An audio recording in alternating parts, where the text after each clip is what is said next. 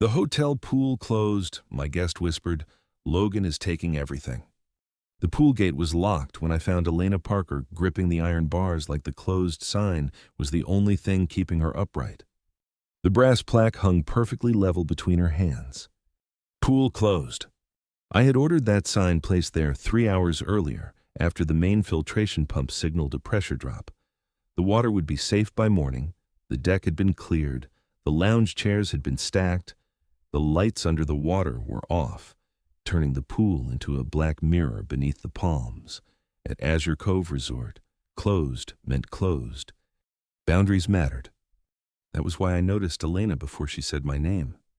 She stood in the golden spill of the pathway lamps, wearing a modest cream resort blazer over a high-neck blouse and tailored trousers, polished enough for the Morgan Group retreat, but practical enough for a woman who had spent the evening surviving boardroom politics disguised as dinner conversation.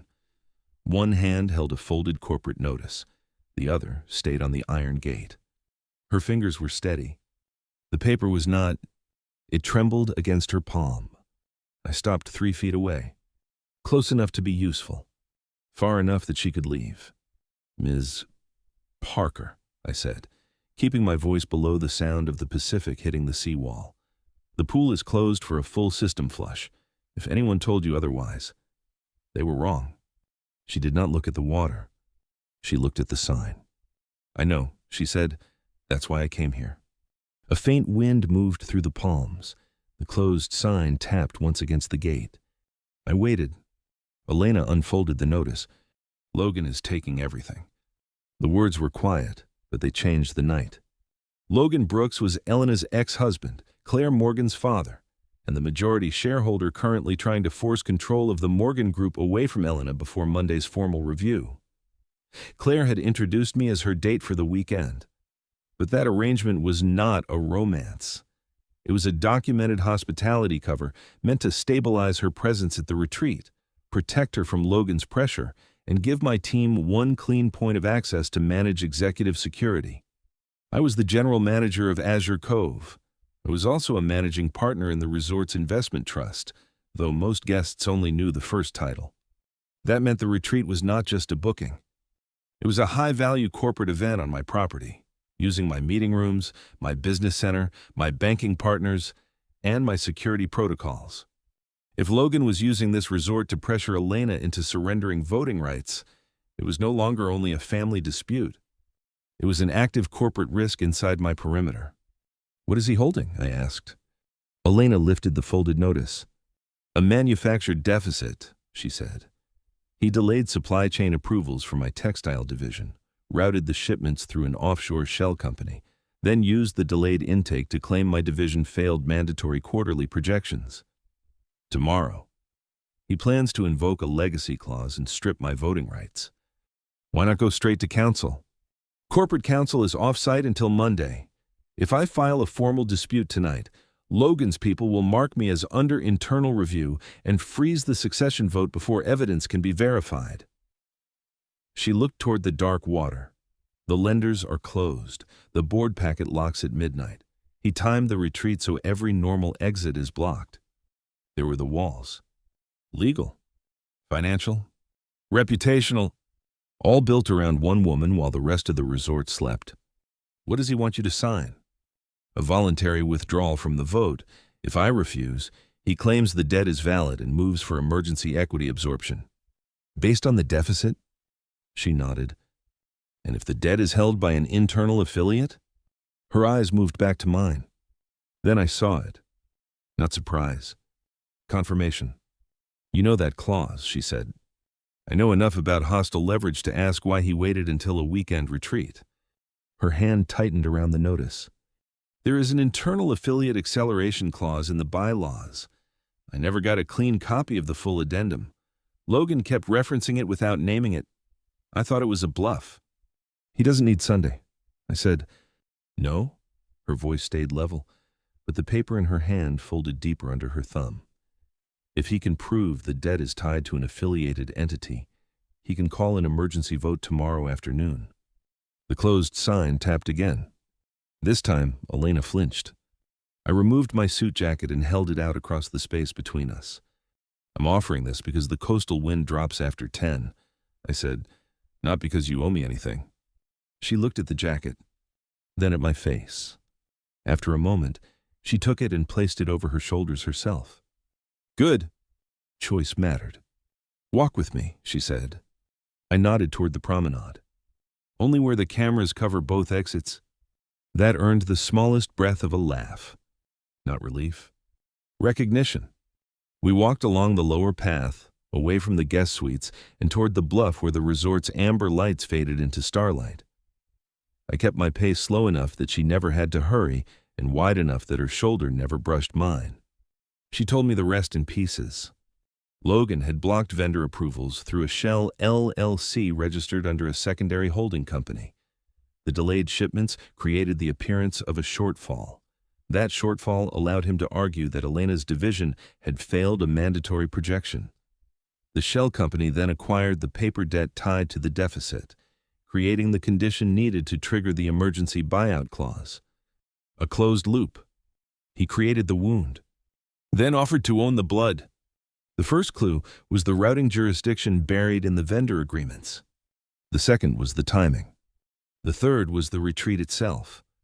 Logan had insisted on holding the board weekend at Azure Cove because formal banking channels would be unavailable, counsel would be traveling, and everyone important would be physically contained inside one elegant, expensive property. He had chosen my hotel because he thought hospitality meant obedience. He was wrong. At the end of the path, Elena stopped beside the low stone wall. Waves struck the rocks below, hard enough to send salt into the air. I can't let Claire know everything tonight, she said. She thinks the fake date arrangement is the hard part. If she knows Logan is using her trust fund as a pressure point too, she'll try to confront him and give him another reaction to document. Yes. Then we keep her safe without making her the battlefield. Elena turned toward me. The wind lifted one loose strand of hair across her cheek. She pushed it back with the heel of her hand, impatient with anything that made her look less composed. What do you need from me? She asked. Documents, vendor agreements, bylaws, debt notice, anything that shows ownership of the shell LLC. I looked toward the resort, where the windows glowed like stacked gold. And you need sleep. I won't sleep.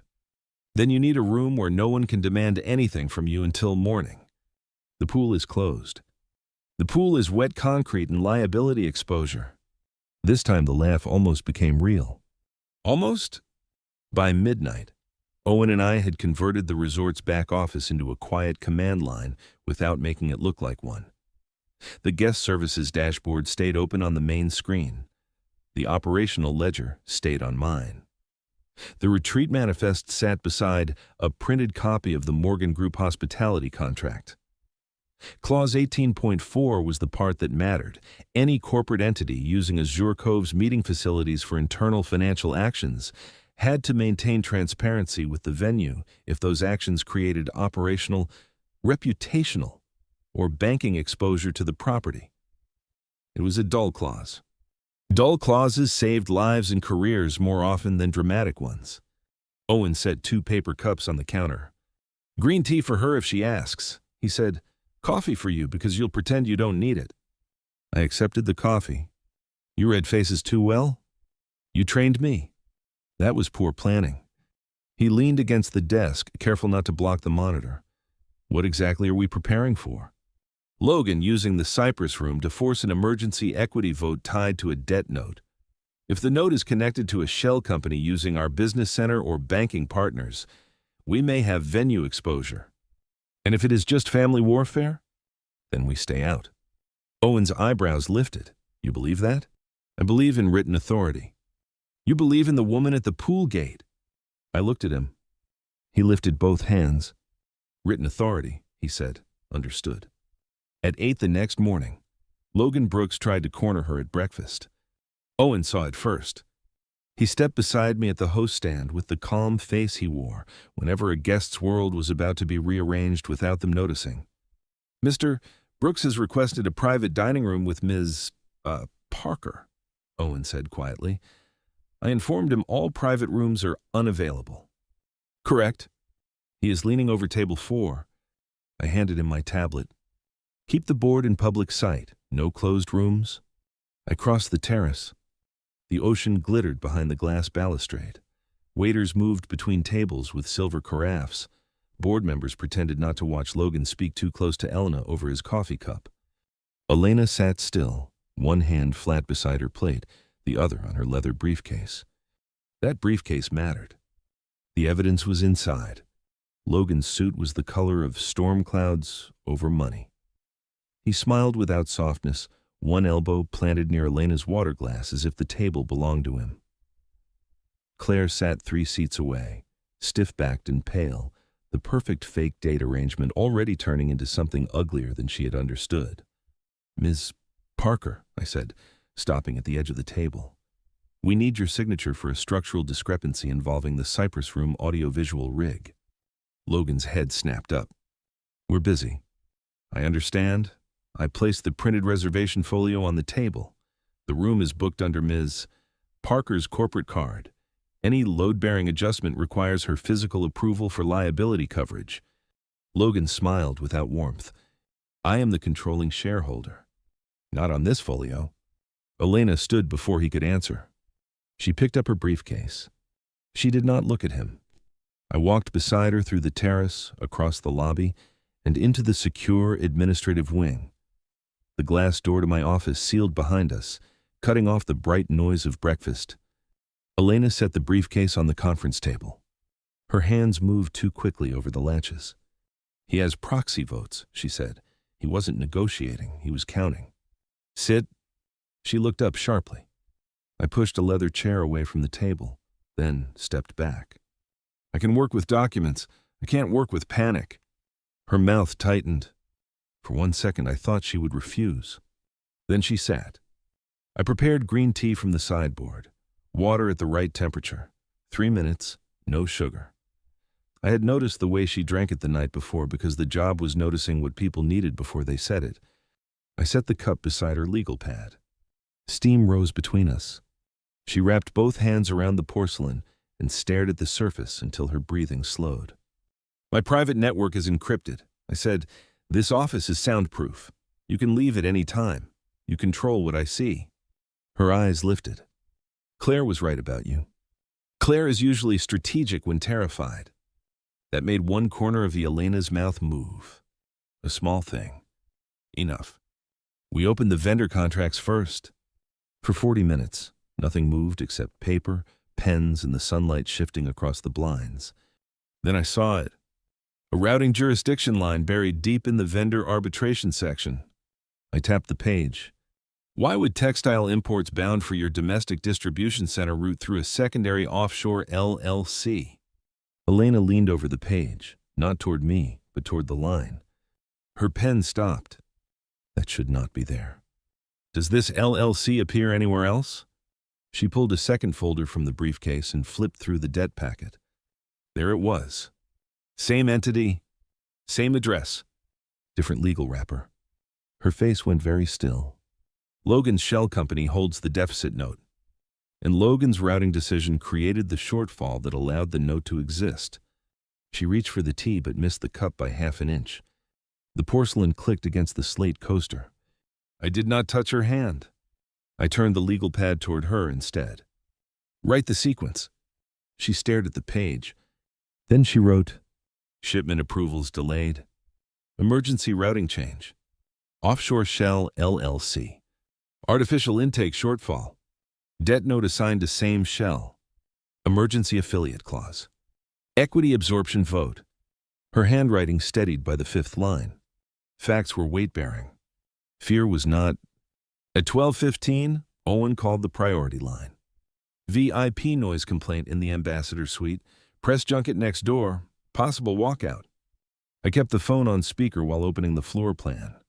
"Move the press junket to the lower ballroom. Waive the relocation fee. Send the ambassador guest a written apology. Private cabana access and chef's table tonight. Engineering photographs the shared wall within the hour." "Executing," Owen said. The line went dead. Elena watched me close the file. "You turn chaos into instructions. Only when the facts cooperate. Mine don't. Yours are starting to I lowered the blinds 2 inches because the glare had hit her laptop screen. She noticed. She said nothing. That silence felt warmer than praise. I called Miriam Vale, the outside attorney retained by Azure Cove Investment Trust. She answered on the 3rd ring, sounding like she had expected bad news and was irritated it had taken so long. Mason, I need a privileged incident file. What kind? Corporate event financial integrity, potential misuse of our business center, and meeting contract to execute a disputed internal debt action. A pause. Then paper moved on her end. Who is the guest? Morgan Group. Of course it is. I put her on speaker after Elena nodded permission. Miriam asked for the contract clause, the meeting schedule, and whether any financing document touched Azure Cove's banking relationships. I gave her what I had. Elena supplied the debt note language. When Miriam heard the phrase internal affiliate acceleration, she stopped us. That clause is not a toy, she said. If Logan tries to use it through a shell he controls, he may be creating a conflict large enough to suspend the action. But I need independent documents, not Mason's summary, not Elena's belief. You'll have them, Elena said. Her tone had shifted. No pleading. Just process. At 1:30, Logan forced the door. Owen was behind him, controlled fury in his face. I attempted to hold him at reception. Sir, remain outside, I said. Owen closed the door. Logan looked at the documents spread across my table, then at Elena, then at me. His smile sharpened. This is a compromising picture. No, Elena said. It is a documented review. Logan ignored her and focused on me. You are interfering in a guest's corporate affairs. A formal complaint to your parent company could cost you your general manager license. The room went quiet. Even the air conditioning seemed to lower. Elena's hand moved toward the folders. Not to hide them. To protect me from them? I kept both hands visible on the back of the chair. Mr. Brooks, I said, you are standing in a secure administrative zone after being denied entry. Ms. Parker requested privacy. You will leave this office now. He leaned closer. 4 o'clock, Cypress Room. His gaze cut to Elena. Bring a pen. Then he left. The door closed. Elena began gathering papers into her briefcase. Fast? Too fast? No, she said before I spoke. You are done. He will come after your license. He will drag your trust into this. I won't let you become collateral damage. She zipped the briefcase. The sound was sharp enough to make the tea ripple. This is my hard boundary, Mason. The words landed cleanly because they were mine. I nodded. I'll respect it. She looked at me, startled. I said, you're done. No, I said. You said I can't act as your private rescuer. That is different. Her grip on the handle tightened. I don't understand. You don't need a rescuer? You need a process no one can call personal. I picked up the phone and dialed Owen. Bring me trust counsel, conference line 1, then connect our banking liaison. Start a privileged incident file. Label it corporate event financial integrity. Elena did not move. What are you doing? Moving this out of my hands? At 2:05, Azure Cove Investment Trust Counsel joined the call. At 2:12, our banking liaison confirmed that Logan's Shell LLC had pledged the Morgan deficit note as collateral against a separate commercial credit line. At 2:20, counsel advised that because the disputed note had been used in connection with a corporate event hosted under Azure Cove's financial transparency clause, the trust could request an immediate standstill and place a conditional escrow offer against the note pending verification. Not a personal rescue. Not a gift. Not a romantic bargain. A commercial risk action reviewed by counsel, recorded by bankers, and separated from me as an individual. Elena listened from across the room. Her shoulders lowered only after trust counsel said the words independent review. At 2:35, Miriam requested written authorization from Elena's counsel. Elena called her attorney, Sarah Bell, who had been stuck in a delayed flight out of San Jose. Sarah's voice came through the speaker hard and clean. Mason Bennett does not represent you, Sarah said. I know, Elena replied. Azure Cove Trust does not get to control your division. I know. And if they make any offer tied to personal conduct, romantic contact, silence, exclusivity, or future hospitality contracts, you hang up and call me again. I kept my eyes on the contract in front of me.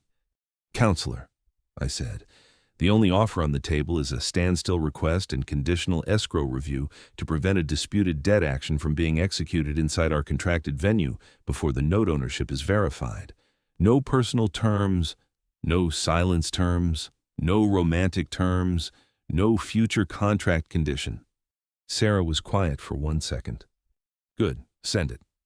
Elena's eyes met mine across the table. That was the moment the line became clean. At 3:10, the bank issued a written standstill confirmation. The emergency equity absorption clause could not be executed until ownership, affiliation, and good faith validity of the note were reviewed.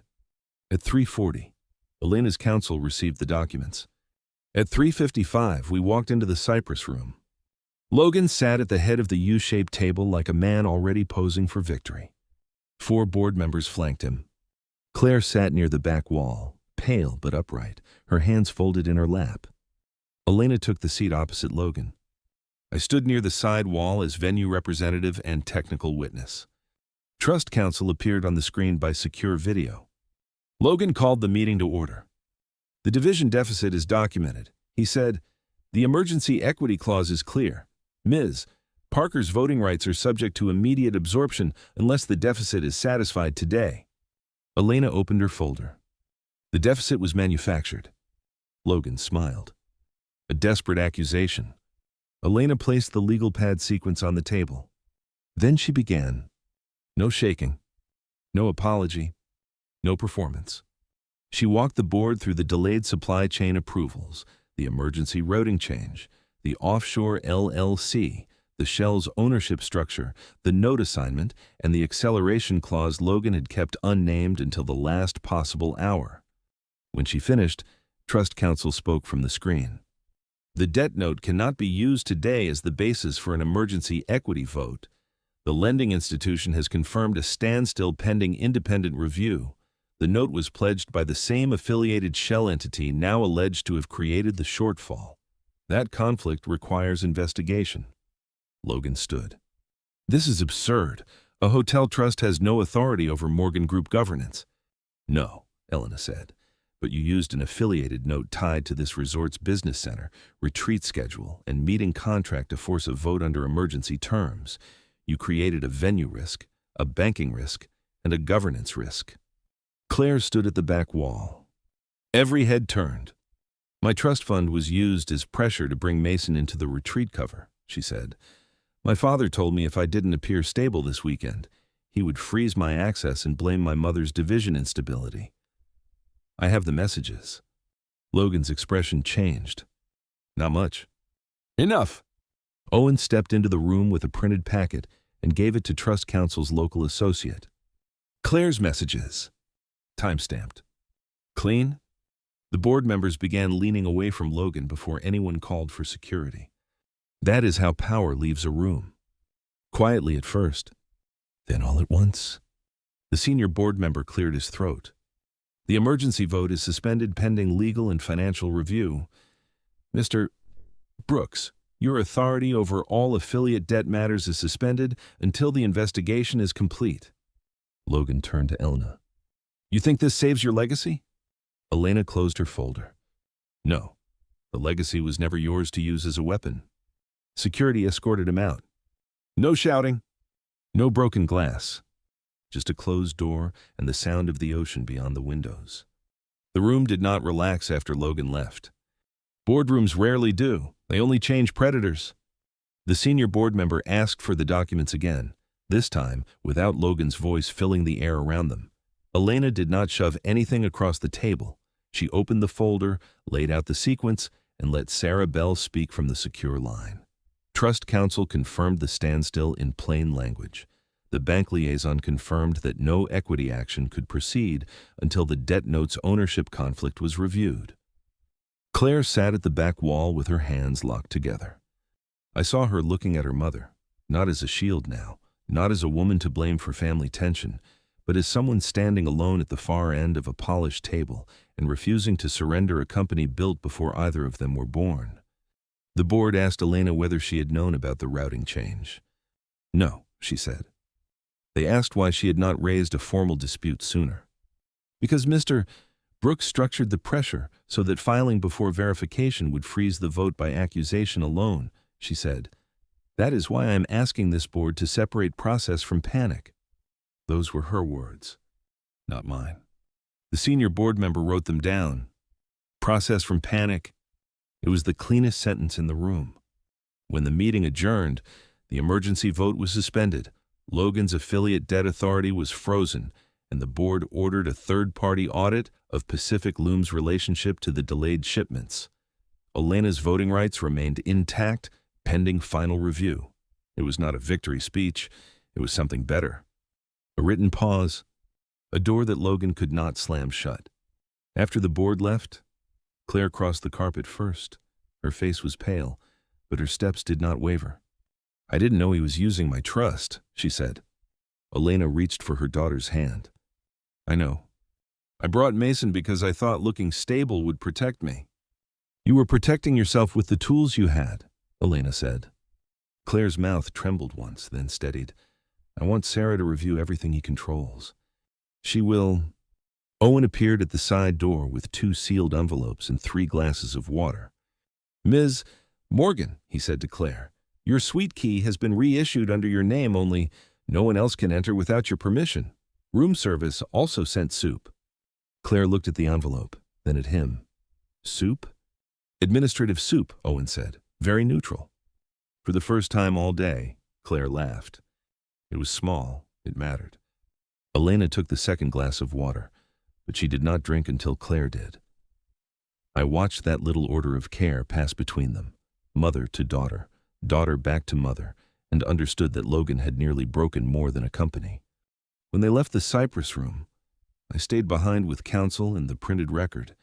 Every document had to be logged cleanly enough that no one could twist it into a personal favor later. Miriam's voice came through the speaker. Mason, for the record, confirm you did not personally purchase, promise, assign, forgive, or restructure any Morgan Group debt. I confirm. Confirm, Azure Cove Investment Trust acted through council and committee authorization only. I confirm. Confirm, Ms. Parker owes you no personal consideration. I looked through the glass wall. Elena stood in the hall with Claire, one hand on her daughter's shoulder. She was not looking at me. I confirm, I said. Miriam exhaled. Then you may finally drink water. Owen slid a glass toward me. Administrative water, he said. I drank because arguing with him would have required energy I no longer had. The weekend did not end cleanly. Saturday morning brought calls from Logan's legal team. Saturday evening brought a failed attempt by Logan's assistant to access Business Center printer records. Owen handled that by asking for a reservation code, offering a chair, and calling counsel. Elena handled herself differently too. She did not chase every rumor. She did not call board members one by one. She sent documents through Sarah, let the audit team ask questions, and slept 4 hours in a room she controlled. On Sunday morning, I found her in the small staff garden behind the west kitchen. The bougainvillea dropped pink petals over the stone path. The pastry team had left a tray of extra rolls under a linen napkin. She sat across from me at the iron table, not beside me, and broke one roll in half. You chose the least romantic garden on the property, she said. It has excellent sight lines. And stale pastry? Reliable pastry? She tasted it. It is better than boardroom coffee. Everything is better than boardroom coffee. She passed me the other half without ceremony. I accepted it the same way. Warmth worked better when nobody tried to name it. By Sunday night, the first independent memo arrived. Pacific Loom's routing change had not come from Elena's division. The debt note was held by an entity connected to Logan's personal investment vehicle. The affiliate acceleration clause stayed frozen, long enough for the truth to breathe. On Monday afternoon, the written interim order arrived. Elena's voting rights were preserved. No equity absorption would be executed while the audit remained open. Claire's trust access moved to an independent trustee until council finished reviewing Logan's control. Logan's authority over affiliate debt remained suspended. Mason Bennett remained what he had been before the weekend began: general manager, venue representative, and nothing legally entangled with Elena Parker. That last line hurt more than it should have. It also kept her free. 2 weeks passed. The resort returned to its ordinary impossibilities. A honeymooner lost a ring in a beach cabana. A venture capital group demanded a meditation room with no visible sand, which defeated the purpose of a coastal resort, but did not defeat Owen. The pool filtration system behaved. The brass sign remained in storage. Logan Brooks did not return to Azure Cove. The Morgan Group audit confirmed the conflict trail. Pacific Loom's note remained frozen. Logan was removed from all affiliate debt authority pending legal review. Elena's voting rights were preserved. Claire's trust control was transferred to an independent trustee until she turned 30, which she described in a short email as the first boring good news of my adult life. Azure Cove Trust kept its role separate. The standstill had been executed by committee. The escrow offer remained conditional. No personal debt existed between Elena and me. No contract required either of us to speak again. That was the cleanest part. Also the hardest. On the 15th evening after the retreat, I found the pool gate open at sunset. The water reflected palm leaves and amber sky. Guests laughed softly near the far cabanas. A waiter adjusted umbrellas for dinner service. The place looked exactly as it should: safe, orderly, usable. Mason. Elena stood on the promenade in a cream blazer over a high-neck blouse. No board packet in her hands this time. No emergency notice, no borrowed jacket. Just 2 paper cups of green tea. She held one out. 3 minutes, she said. No sugar. I took it. You remembered? I noticed things too. For a moment, we stood with the open pool gate between us and the sound of guests moving in the distance. Then she stepped through the gate. Not because she needed a safe zone. Because she chose to cross one. The legal pressure is separated, she said. My counsel signed the standstill. Claire is protected. Logan is under review. Your trust has its own committee. Your license is clear. You checked every boundary. I learned from a specialist. Her smile came slowly. Then she set her tea on the stone ledge and offered her hand. No debt between us. No contract. No closed room. No rescue waiting to be repaid. I would like to walk with you, she said. Not because Logan is taking everything, because he didn't. I looked at her hand. Then at the open gate. The last time I had found her here, the sign had said closed and her fingers had been white around the iron. Now the gate stood open and her hand was steady. I took it. We walked along the promenade in full view of the resort lights, with enough space to breathe and no reason left to hide. The end.